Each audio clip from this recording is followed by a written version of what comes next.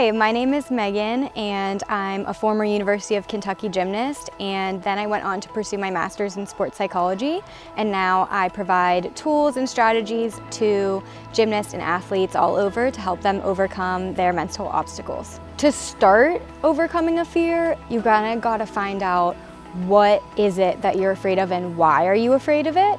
So kind of really digging deep and figuring out, why did this start? Maybe it's from an injury, maybe it's from a fall that you had, maybe you had a setback and a mental block.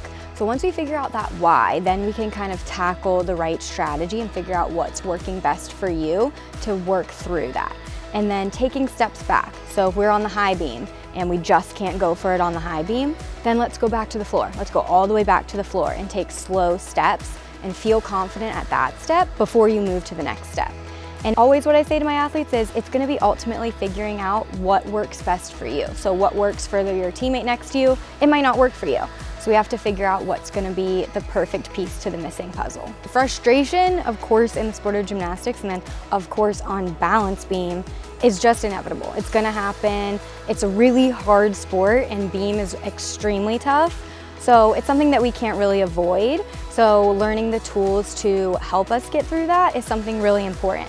So what I like to tell athletes that's helpful for frustration is taking a break, resetting your brain. So if you're having a day that you're just feeling really frustrated, learn to recognize that within yourself.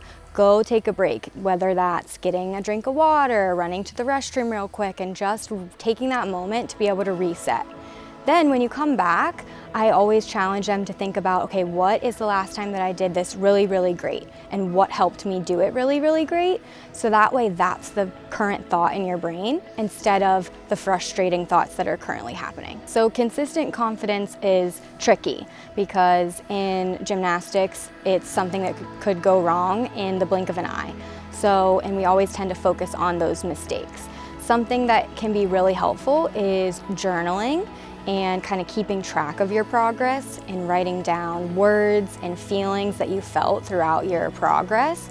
And that way you have the ability to look back and say, okay, look at how far I've come this whole month. I felt really good after practice. So that way, whenever you start to feel a little bit of a dip in the confidence, you can look back at that first day of the month or 3 weeks ago, and you can still continue to keep building it and maintaining it. I was a late bloomer in this sport, and because of that was due to a lot of my fears. Like I had fears in my teenage years, into high school, so a lot of times, you know, your friends next to you are already getting the skills that they might need for college and things like that, and I was just really struggling, so I had a lot of the comparison feelings going on.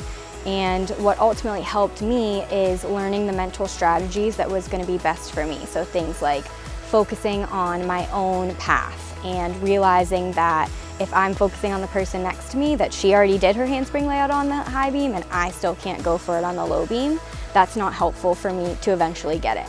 So kind of just taking my own steps and then also learning what types of feelings I am having to learn what strategies are going to help me. So if I don't know what I'm feeling, then I can't help myself. So I really started to learn like those inner skills to be able to help myself physically.